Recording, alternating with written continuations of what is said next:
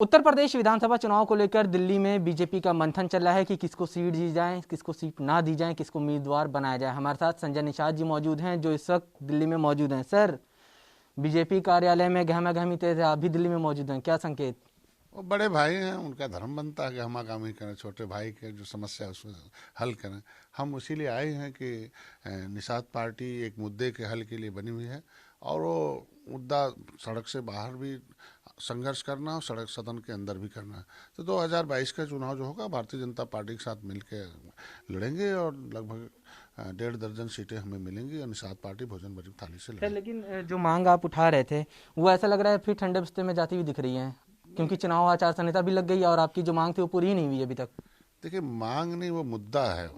हमारे मुद्दे भारतीय जनता पार्टी के एजेंडे में शामिल हैं। मांग करना और मुद्दा अलग अलग होता है। मुद्दा हल करने की बात है और 70 साल से वो उलझा हुआ है, तो सुलझाने में थोड़ा समय लगता है और टाइम है। और कम से कम उस दिन हमारे लोग नाराज हुए तो लेटर आया, उस लेटर पर काम हो रहा है। आरजीआई के साथ पहली बैठक हुई, उन्हें स्वीकार किया। कल अभी बैठक हुई परसों, और उन्होंने स्वीकार किया कि केवट मल्ला माझी जो है मझवार की प्रयागराज जाती हैं और जल्दी से यहाँ से भेजेंगे, क्योंकि 1961 का दस्तावेज है, जगह जगह गायब करा दिए गए हैं पिछली सरकारों को। कहीं हमें अर्ध घुमंतु, कहीं घुमंतु, कहीं पिछड़ी में डाल दिया है, कहीं राज्यपाल ने निकाल रखा है, तो कहीं क्या, कई तरह से हम लोगों को उलझा रखा है। तो उसे सुलझाने में हमें रुकाऊ वाला नहीं चाहिए ना। वो तो चाहती विपक्ष की कि जल्दी से लिख दो, जाके लेकिन कोर्ट में सर, स्टे ले लो। चुनाव की तारीखों का ऐलान हो गया, आपको लग नहीं रहा है कि अब जो मांग आप कर रहे थे या जो मुद्दे आपके हैं वो हल नहीं हो पाएंगे, या पिछली सरकारों की तरह जैसे अखिलेश सरकार ने किया था वैसे इस बार भी होता हुआ दिख रहा है? नहीं, पहले और अब में बहुत अंतर। पहले हम लोग सड़क पर लड़ते थे केवल 70 साल से, हमारे नेता, और सदन में आवाज़ उठाते थे तो सपा सरकार भाग जाती थी, बसपा का विरोध करती थी। लेकिन आज भारतीय जनता पार्टी के साथ हम हैं, हमें उम्मीद है और इस बार जीतेंगे।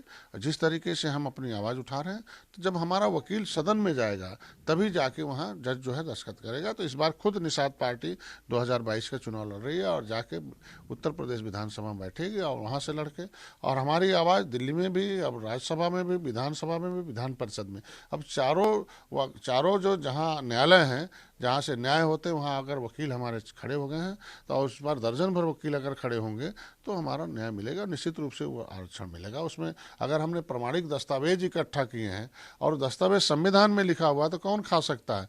निश्चित रूप से वो प्रमाण पत्र भी मैं ही दिलाऊंगा, कोई और नहीं दिला सकता। सर, बीजेपी में अभी सीटों के लेकर मंथन चल रहा है कि बीजेपी के कौन से उम्मीदवार होंगे। उधर अखिलेश यादव लखनऊ में मीटिंग करते हैं और सीट का बता दिया है कि कौन कितनी सीटों पर लड़ेगा, जो गठबंधन दल है खास तौर से। लगभग हमें भी बता दिया गया है कि कहाँ लड़ेंगे हम, वो जल्दी घोषणा हो जाएगा। ऐसा नहीं है कि खाली वही राजनेता है, हम लोग भी राजनीति करते हैं, तो राजनीतिक सब्जेक्ट है। और भारतीय जनता पार्टी लगभग तय कर रही है, वो अपने अपने उम्मीदवार तय कर रही, और जहाँ हमें लड़ना हमें उन्होंने संकेत दे रखा और जल्दी से उसकी घोषणा भी हो जाएगी। सर, कहाँ लड़ेंगे आप, फिर कितनी सीटें? सर, एकदम कंफर्म है, अब तो बता मैंने दीजिए आप। बता दिया ना कि 24 सीटों का मैंने दे रखा था, प्रत्याशी थे, लेकिन उसमें 1.5 दर्जन सीटें निश्चित रूप है निषाद पार्टी को अपने सिंबल पर मिलेगा, तय हो चुका है। उत्तर प्रदेश में सर पिछले 2 दिनों से काफ़ी हलचल दिख रही है। मंत्री छोड़कर जा रहे हैं, दारा सिंह चौहान जो हैं वो भी छोड़कर चले गए, स्वामी प्रसाद मौर्य छोड़कर गए, कई विधायक लाइन में लगे हुए हैं छोड़ने के लिए। देखिए, विधायक और मंत्री बनना अलग मामला और पार्टी खड़ा करके सरकार बनाना अलग मामला है। और पार्टी के पास बेस वोट होता है, और ये लोगों को अगर दर्द था तो जब मंत्री थे तब उनको छोड़ना चाहिए।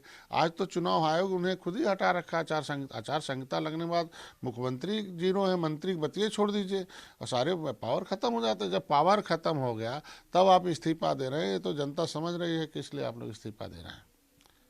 संजय निषाद जहाँ हैं वहीं रहेंगे, आप कहीं और नहीं जा रहे हैं? देखो, जिस नाव में बैठता है उसको कभी डूबने नहीं देता, और हमने सबकी नैया पार उतारी है, सबको जज भी बनाया है हम लोगों ने वोट दे के। नहीं, सभी लोग उल्टा कलम चलाया है, सबने हमारी नाव से उतरने के बाद हमारी नाव डुबोने के लिए काम किया। और सब दर्द कैसे भूल सकता कोई? 7 जून 2015 के कसरवल कांड में आरक्षण के लिए गोली चलना, मेरा भाई मारा जाना, मेरे आरक्षण का विरोध होना, तांडव रखना, हम लोगों को 302 मुलजिम बनाना, निषाद पार्टी के विशंभर जी द्वारा आरक्षण की आवाज़ उठाने पर सपा के द्वारा उसका विरोध करना, बाहर भागाना। तो जब जो इस तरीके के धोखे बसपा के द्वारा हमारे आरक्षण पर स्टे लेना, तो सारा आरक्षण आज के दिन में भारतीय जनता पार्टी ने तो कभी स्टे नहीं लिया, कभी हमारा विरोध नहीं किया, कभी इस पर कोई ऐसा विरोधी आवाज़ नहीं आई, तो हम कहाँ जाएंगे? हम लोग जहाँ से उम्मीद है, जो वर्तमान जज है दिल्ली और उत्तर प्रदेश में, उसी से उम्मीद रखते हैं।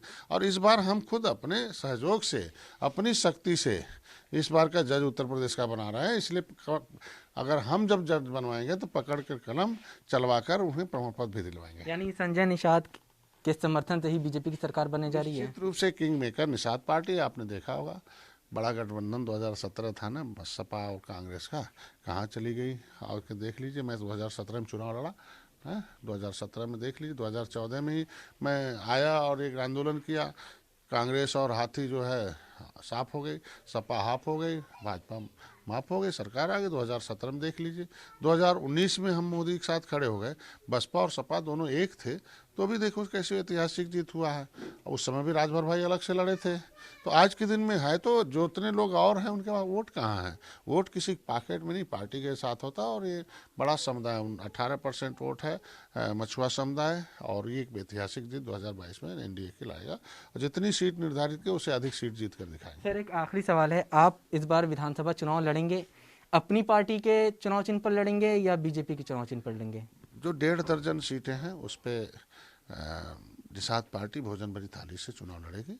1-2 सीटें जहां जैसा कहीं फंसेगा तो वो हमारा प्रत्याशी उसको देखा जाएगा कि वो भारतीय जनता पार्टी के सिंबल से, लेकिन उसमें से हम 1.5 दर्जन सीटें जो तय हैं वो निषाद पार्टी अपनी भोजन भरी थाली से लड़ेगी। आधिकारिक घोषणा कब हो जाएगी गठबंधन की? हमको लगता है 2-4 दिन में हो जाएगी। तो ये थे संजय निषाद जी, जिनका कहना है कि 1.5 दर्जन सीटों पर इस बार उत्तर प्रदेश विधानसभा चुनाव में लड़ें और आने वाले 1-2 दिन में इसकी घोषणा भी आधिकारिक रूप से हो जाएगी। जो लोग पार्टी छोड़कर जा रहे हैं वो मलाई खा चुके हैं, मलाई खाने के बाद अब पार्टी छोड़ रहे हैं। कैमरा पर्सन रोहित के साथ अवैध उस्मानी, भारत समाचार, दिल्ली।